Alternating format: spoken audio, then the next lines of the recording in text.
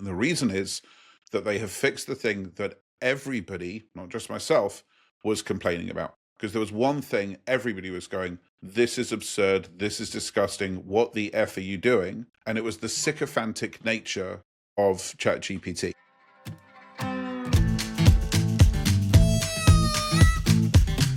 Liam and Noel Gallagher didn't speak for 15 years. Everyone assumed Oasis was done for good. Then they got back together and sold out a tour in about 10 minutes. The Rolling Stones are pushing 80, and they're still selling out stadiums, decades after everyone figured they'd hung it up. Queen, by any normal logic, should have ended the day Freddie Mercury died. They're still filling arenas today. And Doctor Who got canceled in 1989, off the air for 16 years, came back in 2005, and still running. Big Ben literally went dark and silent for years during restoration. Came back online, nobody even blinked. A year ago, my co-host told you ChatGPT was basically dumb as rocks. This week, OpenAI dropped an update good enough that even Peter's rethinking it. So today, we're going to find out the British term for eating crow. I'm Joe Downs. With me is Peter Swain. We're just a couple of successful idiots who figure out how to use AI to improve our lives and power our businesses. And that's what we're here to show you today. Peter, true or false? It's easier to get you to admit you were wrong about ChatGPT than it is to get a Brit to skip the queue. True. If we could put that in the Olympics, queuing, we would... Actually, doesn't the host nation get to choose a sport? Choose a sport? Yeah, because like when the Olympics were in Brazil, I think they had a beach volleyball. I think that the host country gets to add a sport of their choice, and we should have added queuing. Queuing, all right. Yeah. What is what is the British term? How do you say eat crow? Humble pie would be the closest. I think. Right, we use that here too. We probably stole it from you. And what about the term? Boy, I was effing wrong. How would you say that? Boy, I was effing wrong. Just like that. Right. But I wasn't. All right. I wasn't at the time. I will let you defend yourself shortly. Okay, sorry. I'll sit here quietly whilst you attack me and vilify me. I'm trying to be sensitive even while you're under attack and I'm attacking you because you're having a rough week. First, ChatGPT makes its comeback, then Argentina does too. With 4 minutes left on a clock that counts up at plus some mysterious and seemingly unregulated amount of stoppage time.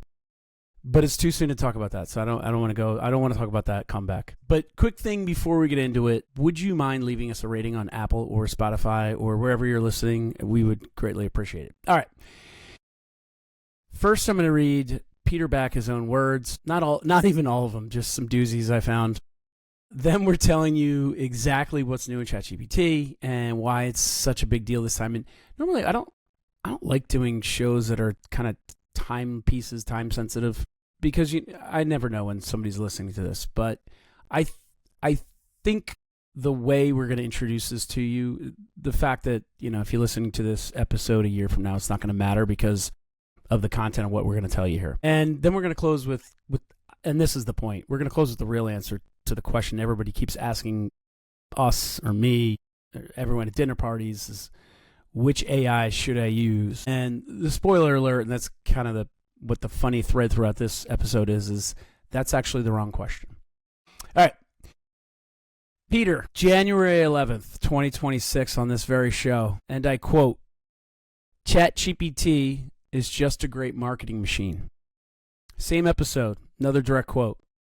ChatGPT, wicked smart, but no common sense, no sensibility. Same episode, referring to ChatGPT. It was bad when it started, and it's got worse by the day. And then my favorite, the absolute doozy, January 11th, you looked at ChatGPT, I guess your computer, and said, I want to be clear. And you said this out loud on the podcast. And I quote, punch yourself in the face and stop telling me that you think I'm fascinating. What do you have to say for yourself, good sir, today? Especially now that you've ruined any chance the show will ever be sponsored by ChatGPT. Well, I would like to thank Sam Altman and OpenAI, who are obviously listening to this show and took on board my critique and fixed it. And they're welcome. I love that spin. It's amazing. You did them a favor. Exactly. What about if I the take best it part? even further and say I think this was orchestrated? How about that? Oh, we're gonna get into that. Let me just throw this little. Let me give you a prop, because this is one of the best parts here. In episode 16, I didn't get the dates. This is 34. So 3 months ago, let's say 3-4 months ago, you actually called this. You said ChatGPT is about to release ChatGPT 5.4. So I guess it took them a little longer than you thought. And your quote was, "It's looking pretty strong. My anti-ChatGPT rant might disappear." So you saw this coming, but yet you still didn't stop. All right. So it's a fair fight. What did OpenAI actually ship in this new release? Walk us through what's real here, not the marketing of it. But the floor is yours since you've been attacked. Yeah, no, not attacked, because everything you said I did say. It's true. So before we get there, let's talk about the major and minor version numbers, which don't sound important, but they really are. So you've got what they've released is ChatGPT 5.6, and the last version was 5.5. Okay? So the difference between 3, 4, 5 is a new underlying model. The difference between 5.5 and 5.6 is the tooling around the model. So the model itself is the same model. It's just different tooling that goes around it. And that's actually really important to understand. Nobody listening knows what that means, but all right. That's okay. So this is the same brain sitting underneath it in 5.6, but it appears to be much, much smarter when you use it. And the reason is that they have fixed the thing that everybody, not just myself, was complaining about. Because there was one thing everybody was going, this is absurd, this is disgusting, what the F are you doing? And it was the sycophantic nature of ChatGPT, which is no matter what you asked, no matter what you said, it would just tell you that you're brilliant. Okay, so the pleasing nature of it. But to an nth degree. And it would use inference from what you said to work out how to please you. So, for example, if you use ChatGPT and said, I think I might leave my wife, is that a good idea? Even by asking the question, you've inferred that you want to do it. Mm-hmm. Or that was the takeaway that ChatGPT took away from it, and then it would positively reinforce to you that it was a great idea. So people were asking ChatGPT for health advice, relationship advice, legal advice, finance advice, business advice. And instead of this thing going, are you smoking crack? It would turn around and say, Joe, I think that's great. You're so brave for even considering it. Let's walk through how you would leave your wife. Step 1, step 2, step 3, step 4. Instead of saying, Joe, isn't this the mother of your 3 children? I mean, even if there's a love problem, isn't there a prenup that might, bankrupt you forever? Perhaps we should talk about some couples counseling before we talk about leaving her, which is what Claude would do. So Claude would push back. Even if Claude thought it was a good idea, Claude was trained to push back, whereas ChatGPT was trained to agree with you, which meant that it was useless. And in fact, not even useless, it was dangerous. Because the analogy I used to use was trusting the response from AI has to be the most important part of the equation. And let me give you a stupid analogy. If I told you that I'm going to give you a first-class seat from here to Singapore, and it was free, but there was only a 50% chance that the plane would land successfully, would you say, yes, please, I'd love that first-class seat? Or you'd be like, no, thanks very much. I think I'd go with the latter. Yeah. I don't think there's anything I could stack on the other side that would mean that you would be willing to get on a plane that might not land. Safety is the number one concern. In AI, save my kid's life. Maybe I'll take a chance. Yeah. So in AI, isn't the number one concern that you can trust what it says? Should be. So therefore, ChatGPT was in that pile of, no, I'm not paying attention. Yeah, I don't think people knew that. Now, here's my conspiracy theory, just for the interesting thing. What if it was deliberate? Unpack that. Well, if you want to hit an IPO of $1 trillion, having 800 million daily active users or monthly active users is pretty useful. This is why there were so many people that were quite anti OpenAI, because the appearance, and I'm not saying I know it for a fact, the appearance looks to be that these were deliberate decisions in order to grow the user base. Because ChatGPT was a very warm, fuzzy feeling. It's like, oh yeah, I made a great choice. You could say, I'm going to triple my prices, and it'd go, wow, you're smart. And you're like, yeah, I'm smart. Yeah, great. But that's really bad advice to give to people. Combine that with the fact that ChatGPT is introducing ChatGPT ads. So having a huge user base now becomes a very, very good idea from an economics perspective. So there didn't seem to be any focus on the quality of the product. There seemed to be a lot of focus on the unit economics of the product. Now, in 5.6, for whatever reason, they have reversed a lot of those decisions. And they've also cut the price per token. And they've also allowed agents like Hermes and OpenClaw to use the ChatGPT subscription so you don't have to buy tokens, which is a huge increase. And finally, they've released, this is, if we didn't like the other technical terms, not like this one, they've released full duplex voice. Full what? Full duplex. So what does a that phone mean? call is, it means it can listen and talk at the same time. So all voice interactions before this were half duplex, which means either it can talk or it can listen. Yeah. But it cannot do both at the same time. Yeah, it was frustrating to try to have a conversation. Now we have full duplex voice, which means within the next, call it 4 months, we are going to see an absolute explosion of AI voice receptionists, sales calls. That's going to open up a whole new avenue of deploying AI in interesting ways.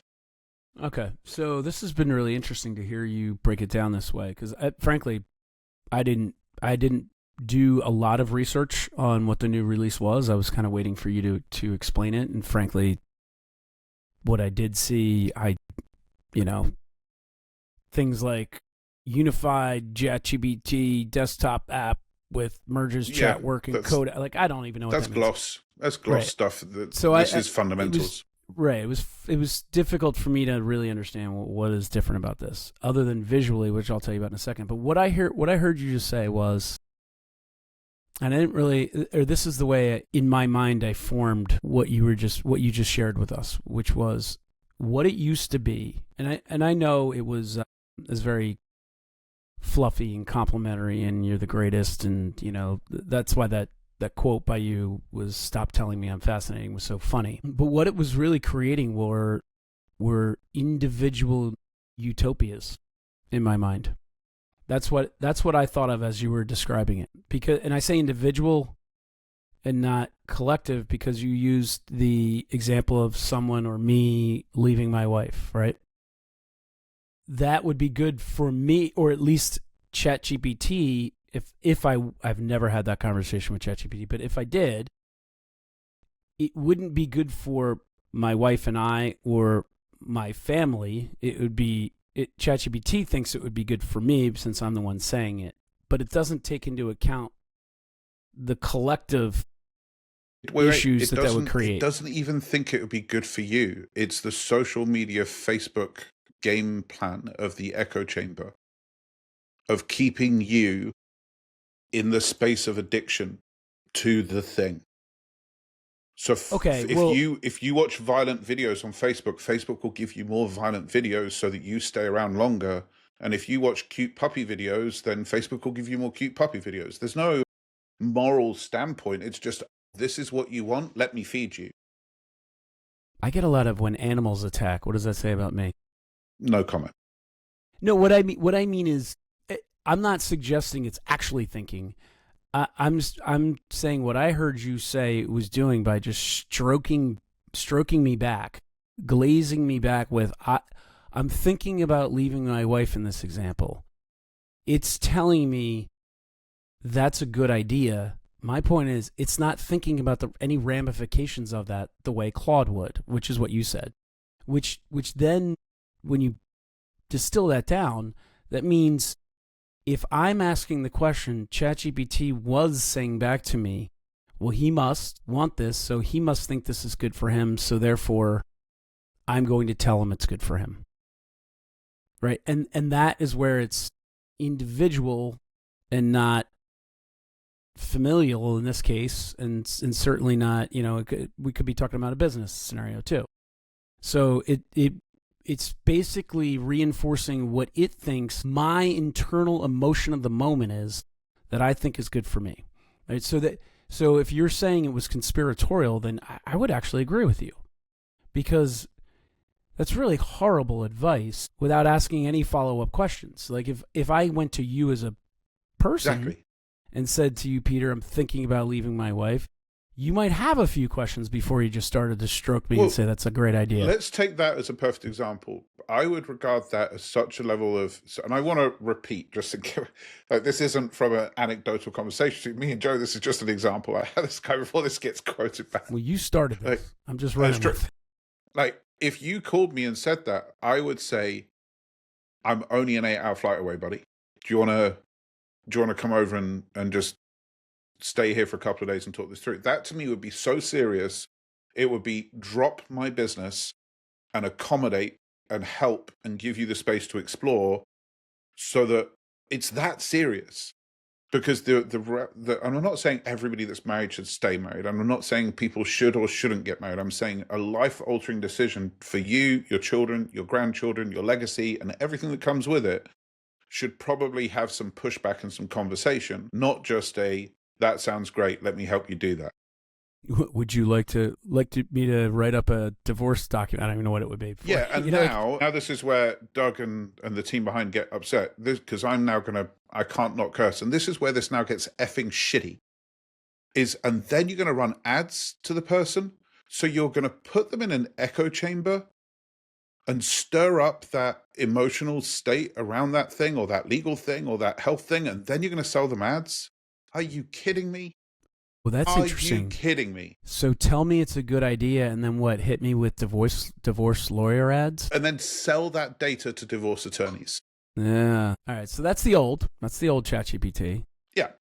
But that was actually very instructive to understand that, so that now we can compare and contrast to what is it becoming, or what is it now, and what has Claude always been, and how do they? And this compare? is why I'm still not ChatGPT's greatest fan, because when the Pentagon wanted to run out autonomous weapon systems, so that's AI selecting a target and deploying munitions and taking a human's life. I understand nations need to defend themselves. I'm not some passive. I get it. I understand.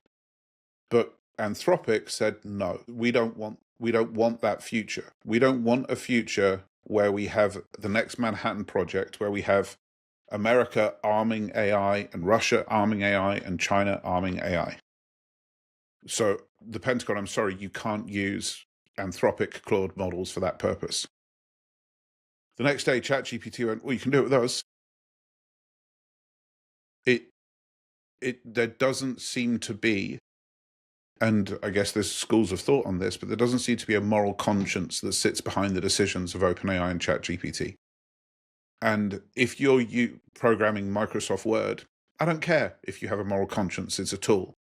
If you're programming a synthetic form of a sentience, which is what AI is, and just 2 days ago, we had the Stanford letter signed by 200 PhDs, including 16 Nobel laureates, saying we've got a problem because this thing is about to exceed our capacity as humans. Surely for our future survival, we want that thing to have some kind of moral compass of some description. Whether it's real or fake, OpenAI are one of the most powerful companies in the world right now, and the playbook that they're running is pretty heinous. It's pretty bad. We're going to give you what you want, then sell it to ads. You're then going to feed that data back in. We're going to read anyone's IP and just absorb it into the engine and just pay the fine should we get fined for it, whilst we're empowering autonomous weapons on the other side. This is not a good little mix. But now, just to make sure I'm equally representing wherever I can, what have they now done in 5.6? I was gonna say, there goes our comeback with ChatGPT. Yeah. Well, I refuse to be the moral arbiter of what people do. This is my moral code. I think that's wrong. Other people might think it's okay for the Pentagon to use AI to choose targets. So that's not my business. But what they have done in the new version is pretty special. They've changed the tooling that goes around it. So let's it now what does does that push mean? back. It pushes Okay. back. Okay. It asks questions. It doesn't just follow the route that you give it blindly. It goes, oh, okay, let's try this. Let's try that. There's more of a. How does it make is that like a light switch that just flipped and now it's more like Claude? So what AI is doing in every single interaction is what it probably believes the average person would do. So it's a probability machine. And the way that you change how that probability works is by weighting what you put in to the model. And it's why AIs tend to replicate the thought process of the founder. So just a silly question, would you give a higher weighting, Joe, to the... I guess the Bible? Elon Musk doesn't agree. Elon Musk gives higher weightings to community-led content than the Bible, as an example. I see what you're saying. Okay. And again, that's not a right or wrong. It's a where you apply all of these weightings as you feed all the information in will change what the probability is of the output. So if you feed in lots of data that goes, that's a great idea. If you feed in stuff that is agreeable, you will end up with an agreeable AI. If you feed in stuff that is disagreeable, you'll end up with a disagreeable AI. So that's what's happened. OpenAI have shifted the weightings in the model in order to add more back in to the consultative, questioning, conversational piece, instead of the we're just going to agree with everything you say piece at a very high level. If an AI researcher listens to this, I'm aware that it's not 100% accurate, but it's accurate enough for our conversation. Okay. So behind the scenes, the wizard behind the curtain, it's using more normal logic, more common sense, more community. Yeah, well, it all depends on what you tell it its stated goal is. Because in AI terms, we have a system prompt and a user prompt. The user prompt is the thing that you type in and hit enter. The system prompt is the thing that goes with it at all the time. So if you imagine, if you say to AI, either of them, your job is to only agree with what the user says and to help them along the path that you can infer that they are requesting, no matter what it is. So if ChatGPT's system message looks like that. Yeah. But that's behind the scenes. I'm trying to speak for the common man. So from my vantage point, because I don't need to know all that.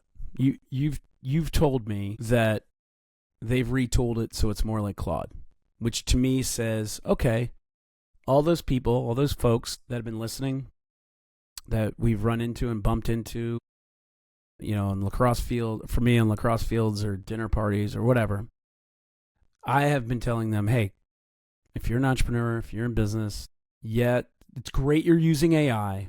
That's phenomenal. But you should probably, depending on what you're doing and how you're using it, and I'll ask questions, I'll steer them towards Claude. Some I've actually said, you're fine. It doesn't matter. I don't think Claude's going to make any difference. Just stay with ChatGPT. Now, what I'm hearing is I don't have to have that conversation with the entrepreneur about, especially the ones, and by the way, this happened with us. We built a lot of GPTs that we had to then retool over, probably shouldn't use that term, but create over in Claude because we moved our whole business over to Claude pretty much. So now I can say to people, including our own business, it's okay that you're in ChatGPT. You can actually now, you can stay there and you can build that. Do you think because of the GPTs, if you're an entrepreneur, and I know they're probably different landscapes, but has ChatGPT closed the gap enough with Claude that it actually makes it more interesting in other ways? Is there more you can do with it from a tool perspective, like GPTs? Yeah, so custom GPTs are a unique phenomenon because they can be used as lead magnets and they can be sent out to people that don't have accounts. So that is the one use case where I think ChatGPT can still win. Speaking to our audience, speaking to a technical audience, it's a different thing because the token cost versus the use cost and etc. I am actively recoding some of our agentic stuff into OpenAI as we speak, because the cost per token is so much less than the Claude cost per token. How does the crow taste? Like humble pie. But from a desktop user perspective, Claude Cowork is still so far ahead of the game of anything else. So Claude.ai versus ChatGPT.com, I would now say are roughly at parity. But Claude Cowork is still so much further ahead than Claude AI. If our listener doesn't understand the difference between the two Claudes, what is it? Claude AI is designed for talking. Claude Cowork is designed for tasking. So Claude AI its tooling is to have a chat. Whereas Claude Cowork, its tooling is to produce something. And that has to live on your desktop, right? Correct, yeah. So if we want to do P&Ls or balance sheets, or we want to produce social posts, or we want to produce SOPs, Claude Cowork kicks Claude AI's butt, and therefore ChatGPT's butt as well. Okay. So depending on your level of usage, perhaps, at some point, even with this new ChatGPT version, it still might be worth it to flip over to Claude. That's what I'm hearing. I would still say so. And if you're still in the talking mode, Claude.ai or ChatGPT.com, you really are still using a glorified Google. You're not accessing the power of what this thing can do. All right. Let me give you my take as the chief idiot, and really only, but you allow me to put the S on the end, so I appreciate that. I logged into ChatGPT after the news for the first time in a long time, and I was hit with a pop-up window nudging me to get started with what I would call its new tools, and I know I'm using that word differently and in the wrong way, the way you use it, but I said, yeah, let's get started. I want to see what this thing is. Again, I don't know what's going on behind the scenes, behind the curtain. I'm just looking at the user interface. And right away, I see daily brief it's offering me. Well, first of all, it's saying, ask ChatGPT to schedule tasks, set reminders, or monitor for updates. And then it's giving me a menu below that. It's not an exhaustive menu. It's just some suggested things that I can start to create. These scheduled tasks, right? So daily briefing, which is a personalized daily briefing with updates about the topics that I care about most. I'm reading this right off my monitor here. And then it's got an email monitor. And I can set it up to scan my emails and let me know anything that needs my attention. And then a weekend long read. Every Saturday, find me exceptional recent long read based on my interests. Sorry. A sale monitor. Watch my favorite stores. Let me know when there's a good sale. And then concert alerts. Let me know when artists I like concerts are near me. So very practical. You'd argue more personal than business-like. Mm-hmm. But when I step back from it, because I'm looking at it going, my Hermes agent does all this. I can set all this up in Claude. Hermes agent, I'm like, wow, they're so far behind the times here. I can't believe they're just rolling this out. These are the thoughts going through my head when I started looking at it. But then I paused and I said, I'm glad. This is great because one of the underlying themes I keep coming back to And this is on the beach, at dinners, lacrosse sidelines, you name it. When AI comes up, inevitably someone will tell me, people will puff out their chest and tell you how they're using it, which is usually not very sophisticated. But then there's always one or two that say, I don't know. I don't really know what to say to it. And that's that mental block that I've been talking about since episode 1. 100%. And what I like about this and putting it right on the screen in front of you is they've taken the prompting back. They are now, this version is now, I think, doing a very good job for the brand new user, or even the moderate user, to say, they're prompting you now. Look what I can help you do. And by the way, back to the making your life easier or pleasing you angle. These are all very pleasing. Sale monitor. I want to buy this item when it goes on sale. People are going to spend hours doing that, shopping without shopping. And think about the advertising. Think about the data they're collecting on that. How many people want to buy this? That's why they did it. Yeah, but which is, hey, that's the behind the curtain reason, and that's you could argue brilliant in its own way, whether you agree with it or not. But on the other side of the curtain, it's like they just added a new chat box to the engine that is the GPT. Except this one's even more descriptive. This one, I can. It's telling me what it will do for me. I don't have to think about it. And it's the moment where people have to think about it is where they get the brain freeze and the mental block. Yes. I think this is brilliant from a marketing standpoint, from a usage adoption standpoint. I in one of those quotes, as a marketing engine, I think OpenAI are one of the smartest companies on the planet. Yeah, but I think this is one of those, I think, rising tide will lift all boats, because a lot of people needed this nudge so that they can start to learn how to use AI. We are in the space of deep philosophy as to whether the end justifies the means. However, does the rising tide lift all boats? Yes, it does. And I agree and understand. And I think ChatGPT is a much friendlier experience. My problem still comes if you can't trust the output that comes out the other side. No doubt. And but I also agree with you. You'll continue to bang that drum, and hopefully others will, and hopefully anyone listening will not just trust everything, and still use that thing between your ears. When you're in Claude, I don't want anybody to lose their discernment in this AI space. I don't want people blindly following what AI says or does in any engine.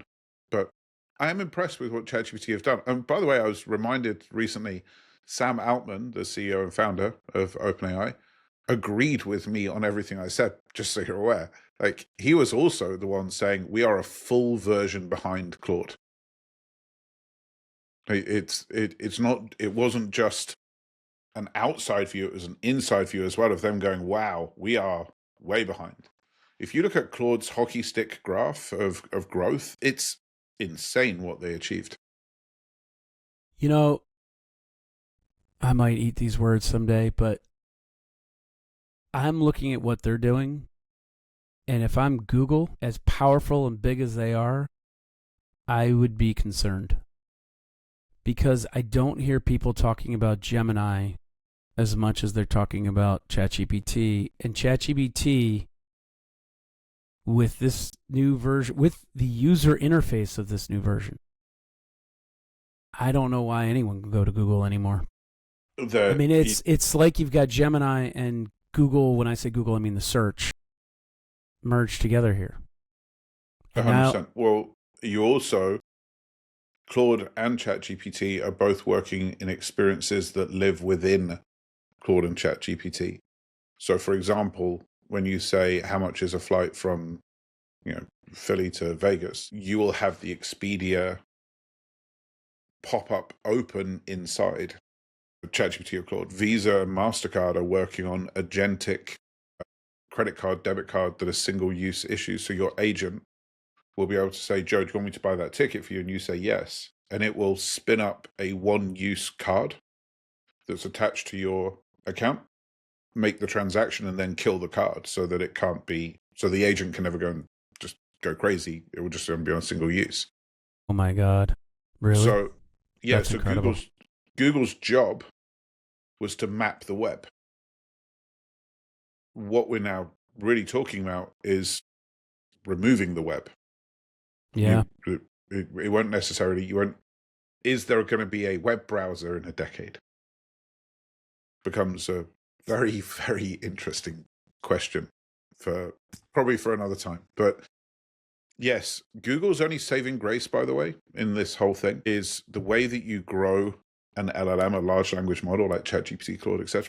The way you grow one of those is by giving it data to feed it. And Gemini and Grok are the only two that have unique data sources. I know. ChatGPT doesn't have anything. That's why I think I might eat those words. I would be more on the lookout for Grok if I was you than ChatGPT. Really? I don't hear anybody talking about Grok. He has Starlink, which is a crazy data source when you think it through. He has X. He has real-world physics data in Tesla. So his LLMs have an understanding of the actual physical world, which not many other people do. But then there are talks of using every Tesla as an LLM. So when your car powers down for the night, it starts churning. It uses the computer inside the car to start playing out the next LLM. And he also has SpaceX, which is where you can start doing, and they launched the first one a couple months ago, space-based data centers. If they can do that, that's brilliant. Yeah, well, they're about 300 times more effective than a land-based data center. So you've got so much firepower inside the Elon Musk world that doesn't exist inside the ChatGPT world. And then obviously Google and Gemini have got YouTube, Google, Gmail, Google Calendar, hundreds and hundreds. And the one big advantage they have is the data centers. They've got monstrous processing power in comparison to ChatGPT and Claude, who are having to rent their processing power from other people. Yeah. It'll be when ChatGPT and Claude have to go public, it's going to be fascinating seeing what happens when they're companies that actually need to make money instead of just raise money, which is happening at the end of this year. Anyway, if you're a geek, it's going to be an interesting time. It's a difficult statement to make, and I've researched a lot of the Google AI, and it was a hard statement to make. But I'm looking what ChatGPT is doing, and they've already got the market share. And they're just continuing to improve it now. Where I actually, a couple months ago, I would have thought they would eventually start to crater and die off to the Groks and the Googles, the Geminis, I mean. And now I question that. It doesn't mean it can't be acquired. Go back to that earlier conversation, which you said no one cares, and you were right. Like the V4, the V5, the V6, the V7 versus the 5.5, 5.6, 5.7. To go from V4 to V5 in AI world takes 18, 24 months. Because the training time to train a new model is so... It's so funny that we're having this conversation because ChatGPT is only 3 years old. I mean, it's just insane to think about that. And Claude is only 2 years old. So when you say crater by now, we've got to V5.5 in 3 years. We are still in the beta version of this. This I don't even think this is hyperbolic. ChatGPT and Claude are going to IPO at $1 trillion, and they're massively undervalued. Well, all right. I want to get to the second part of this. Because, as I mentioned, everywhere I go, I don't know about you, I'm sure, especially when people ask what you do, but everywhere I go, whether that's, again, I mentioned the beach or dinner parties or group chat, AI comes up. If you have a conversation that lasts more than 5 to 10 minutes in a group, AI is coming up. Yep. And everyone, I think, is stuck on the same wrong question, which is, should I use ChatGPT, Claude, Gemini, Grok, Copilot, whatever else? perplexity I hear. That's not the real gap. So one of our employees, Gretchen, our chief of staff, I had her connect her Gmail to Claude yesterday. And this is something she's had access to for months. She just never set it up, and I didn't do a very good job of in our company of trying to get everybody up to speed. So I had her set it up so she could pull every email from an employee that she's ever received from an employee and use them. I actually thought this was brilliant, to help build out a job description straight from that real context from those emails, instead of guessing and or missing some of the key job functions. And I'm also guessing, I haven't told her this, that she could use that to identify the type of character or work habits that would be ideal for that type of role that we're about to hire for, or which type of person even, like meaning, which, if I have candidates, say Colby, Print, or Clifton tests, which for this role, what are the scores we're looking for, that type. And this, by the way, as you can tell, this was all born out of, hey, we need to build out a job description, and we were all just, back a couple of us, well, they need to do this and that. And I was like, you know what?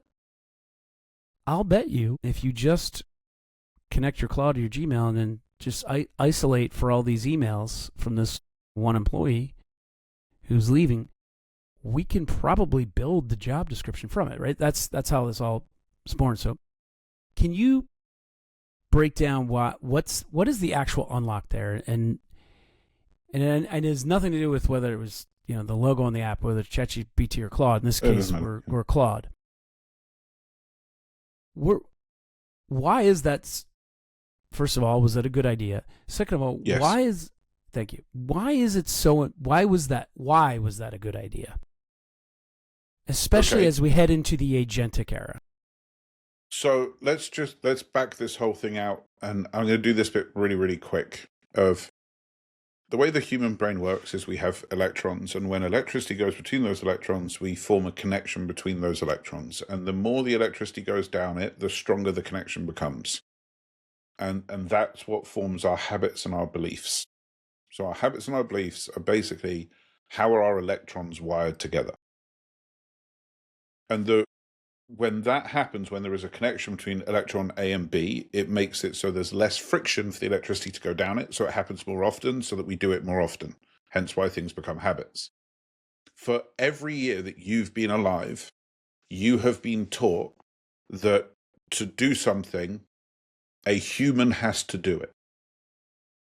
Either you or another human has to do the work. The strongest habit that you have is the link between output and work and human.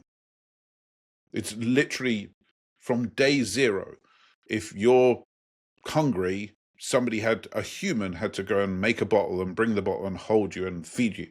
From day zero, you have this link of output, work, human, output, work, human. These are the same thing. And that is no longer true. But the habit is still there. So this is why I exude and try and help people with this concept of AI first thinking, of going, I now have a problem. I need to achieve something in my life. How could AI do this? And if you insert that question and you insert it into your team meetings, so you literally within turn, you go, how could AI help us do this? Go on, everybody, give me one idea. And it goes, well, somebody was said on the job description, well, it could go on the internet and get a version of it. You go, great, awesome. That's a good start. What else? What else could we do? And as soon as you start allowing people to have imagination around the subject, around a very easy question, which is, how could AI do this? Then you naturally start coming up with these much better ideas of, well, all of the information, the job description is encapsulated in these 10,000 emails, essentially. We never summarized it, but it's there. We're not looking to create, you were never looking to create a job description. You were looking to summarize the job description based on all of the information that was already present. It already existed. It just wasn't codified. It wasn't organized in a way that was a job description. Yeah. How does... So, great work, by the way. Not just good work, great work.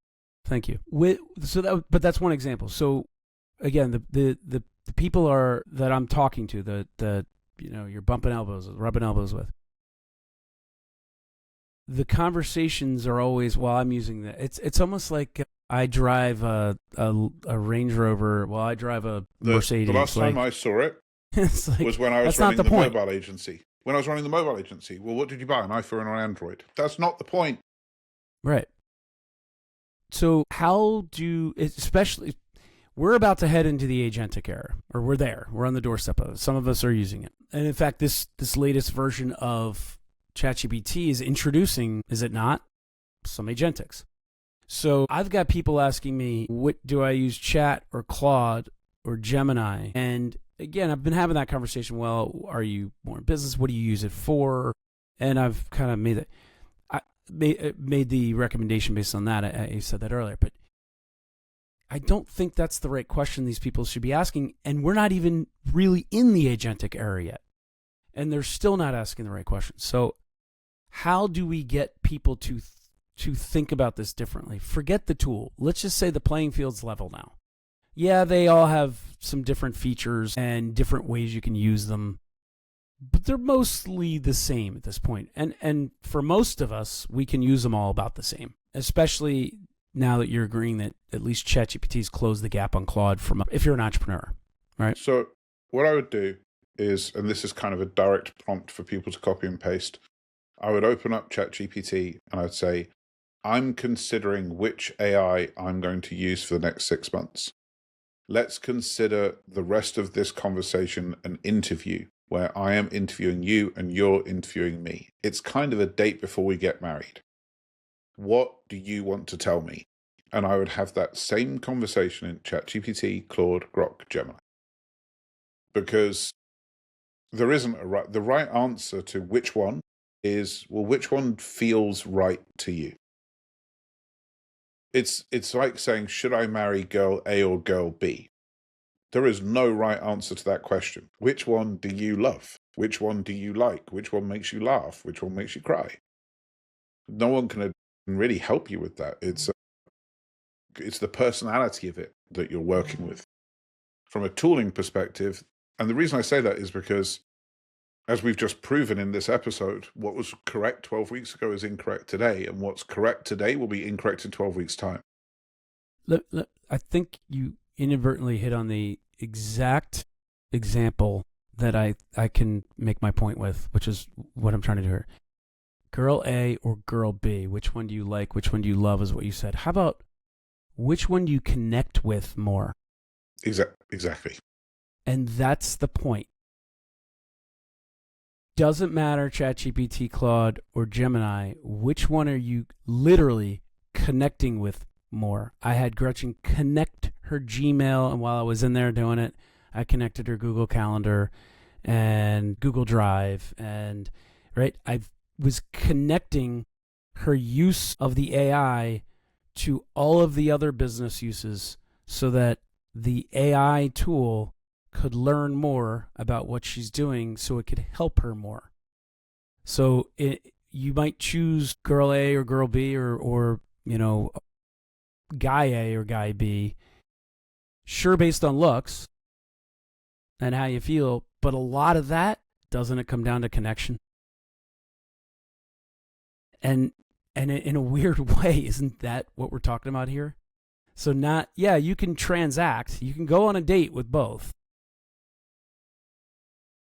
but to fall in love, you need to start doing some more things and connecting and trusting and, sharing things and sharing stories and things about your life if you want to connect with somebody. And I know this is going to turn some people off here too. Like, you're trying to get me to date my AI. Well, funny enough, I believe you've said that in previous episodes, but isn't that what it takes? Sharing about you so that it can help you? You know, those same people that find that concept weird also call their car he or she. So, you anthropomorphize your car. We give our dogs human names. Humans do understand at their soul that we have to have a relationship with something emotionally in order for us to accept something to our world. Yeah, I think it's just easy. AI's new, so it's just easy to say that's weird. Yeah. You can Right. call it a blender, but it isn't. It's a sentience. It's not sentient. It's a synthetic sentience. But if you want to succeed with AI, you are better focusing on the second word, intelligence, than you are focusing on the first word, artificial. If you focus on this is an intelligence, so I'm going to have a relationship of some description with it, as weird as that is, then it's about which one, as you said, which one do I connect? My point is you have to connect. You have to. 100%. If you don't connect, it's blind. Yep. It's giving you average responses, not specific results, right? It's not giving you specific advice if it doesn't know specifically what you need and know everything about you, right? Yep. All right. So don't ask which AI, folks. Ask what you've actually connected to. And if you're not connecting, then you're getting what you get, right? So you have to connect. All right. So to recap, ChatGPT had a real glow up recently. Peter, rough week, had to eat some crow. And the real lesson here, folks, is it's not the tool, it's how you use the tool. And my point is, if you don't connect with it, you can't possibly use it as well and as efficiently and effectively as anyone else. Please share this episode with one person in your group, whether it's your friend group, your group chat, whatever, who still thinks AI is just for writing better emails. It's so much more than that. Give it a chance. Connect to it. Connect your Gmail. Connect. You don't have to connect your bank account. In fact, I think with this episode we heard they're fixing that too. They're solving that trust, that financial trust issue. I'm not asking you to have a financial trust issue with ChatGPT or Claude at this point. I just want you to give it some context. And you don't have to, you can dictate it or you can connect to it. And it's a lot easier if you connect to it. All right, for Peter Swain, I'm Joe Downs. We are your successful idiots. Thanks for listening, folks, and we will see you next week.